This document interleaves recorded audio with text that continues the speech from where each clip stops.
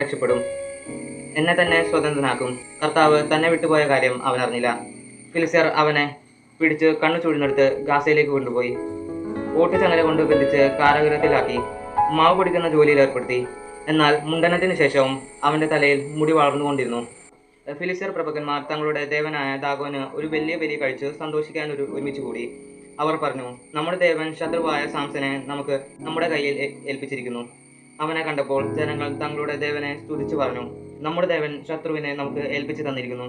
അവൻ നമ്മുടെ ദേശം നശിപ്പിച്ചവനാണ്, നമ്മിൽ അനേകരെ കൊന്നവനുമാണ്. സന്തോഷിച്ച് മതിമറന്ന് അവർ പറഞ്ഞു, നമ്മുടെ മുൻപിൽ അഭ്യാസം കാണിക്കുന്നതിന് സാംസനെ വിളിക്കുവിൻ. സാംസനെ അവർ കാരാഗൃഹത്തിൽ നിന്നും കൊണ്ടുവന്നു. അവൻ അവരുടെ മുൻപിൽ അഭ്യാസം പ്രകടിപ്പിച്ചു. തൂണുകളുടെ ഇടയിൽ അവർ അവനെ നിർത്തി. കൈക്ക് പിടിച്ചിരുന്ന ബാലനോട് സാംസൺ പറഞ്ഞു, ഒന്ന് ചാരി നിൽക്കാൻ കെട്ടിടത്തിന്റെ തൂണുകൾ എവിടെയെന്ന് ഞാൻ തപ്പി നോക്കട്ടെ. പുരുഷന്മാരും സ്ത്രീകളും കൊണ്ട് കെട്ടിടം നിറഞ്ഞിരുന്നു. ഫിലിസ്ത്യർ പ്രഭുക്കന്മാരെല്ലാം അവിടെ സന്നിഹിതരായിരുന്നു. മേൽത്തട്ടിൽ ഏകദേശം 3000 സ്ത്രീ പുരുഷന്മാർ അഭ്യാസം കണ്ടിരുന്നു. അപ്പോൾ സാംസൺ കർത്താവിനെ വിളിച്ചപേക്ഷിച്ചു, ദയവായ കർത്താവെ, എന്നെ ഓർക്കണമേ. ഞാൻ നിന്നോട് പ്രാർത്ഥിക്കുന്നു, എന്നെ ശക്തനാക്കണമേ. ഞാൻ നിന്നോട് ഇപ്രാവശ്യം കൂടി യാചിക്കുന്നു. എന്റെ കണ്ണുകളിൽ ഒന്നിന് ഫിലിസ്ത്യരോട് പ്രതികാരം ചെയ്യാൻ എന്നെ ശക്തിപ്പെടുത്തണമേ. കെട്ടിടം താങ്ങി നിന്നിരുന്ന 2 നെടും തൂണുകളെ സാംസൺ പിടിച്ചു. വലത്തുകൈ ഒന്നിലും ഇടത്തുകൈ മറ്റൊന്നിലും വെച്ച് അവൻ തള്ളി. അവൻ പറഞ്ഞു, ഫിലിസ്ത്യരോടുകൂടി ഞാനും മരിക്കട്ടെ. സർവശക്തിയെ ഉപയോഗിച്ച് അവൻ കുനിഞ്ഞു. കെട്ടിടം അതിലുണ്ടായിരുന്ന പ്രഭുക്കന്മാരോടുകൂടി മറ്റാളുകളുടെ മേൽ വീണു. മരണസമയത്ത് അവൻ കൊന്നവർ ജീവിച്ചിരിക്കുമ്പോൾ കൊന്നവരെക്കാൾ അധികമായിരുന്നു. സഹോദരന്മാരും കുടുംബക്കാരും വന്ന് അവന്റെ ശരീരം കൊണ്ടുപോയി. സോറായ്ക്കും എസ്താവോലിനും ഇടയ്ക്ക് പിതാവായ മനോവയുടെ ശവകുടീരത്തിൽ സംസ്കരിച്ചു. 20 വർഷമാണ് അവൻ ഇസ്രായേലിൽ ന്യായപാലനം നടത്തിയത്. ന്യായാധിപന്മാർ 16-ാം അധ്യായത്തിലുള്ള ചോദ്യോത്തരങ്ങൾ. 1-ാം ചോദ്യം, ന്യായാധിപന്മാർ 16:1 സാംസൺ എവിടേക്ക് പോയതെന്നാണ് പറയുന്നത്? ഉത്തരം, ഗാസയിലേക്ക്.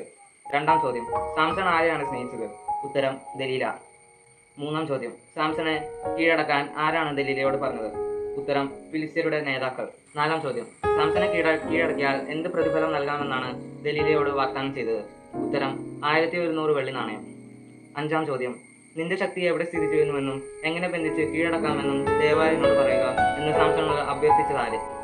ഉത്തരം, ദലീല. 6-ാം ചോദ്യം, സാംസന്റെ ശക്തി സത്യമായും എവിടെയാണ് സ്ഥിതി ചെയ്തിരുന്നത്? ഉത്തരം, 7 മുടിച്ചുരുളുകളിൽ. 7-ാം ചോദ്യം, സാംസൺ എന്തുകൊണ്ടാണ് തന്റെ ശക്തിയുടെ രഹസ്യം തുറന്നു പറഞ്ഞത്? ഉത്തരം, ദലീലയുടെ ദിവസം തോറുമുള്ള നിർബന്ധപൂർവമായ അലട്ടൽ മരണത്തിന് തുല്യമായി തീർന്നപ്പോൾ. 8-ാം ചോദ്യം, സാംസന്റെ പിതാവ് ആര്? ഉത്തരം, മനോവ. 9-ാം ചോദ്യം, തങ്ങളുടെ ദേവനായ ദാഗോൻ ആരെ തങ്ങളുടെ കയ്യിൽ ഏൽപ്പിച്ചിരിക്കുന്നുവെന്നാണ് ഫിലിസ്ത്യ ജനങ്ങൾ പറയുന്നത്? ഉത്തരം, ശത്രുവായ സാംസനെ. 10-ാം ചോദ്യം, സാംസന്റെ ശരീരം എവിടെയാണ് സംസ്കരിച്ചത്? ഉത്തരം, പിതാവായ മനോവയുടെ ശവകുടീരത്തിൽ.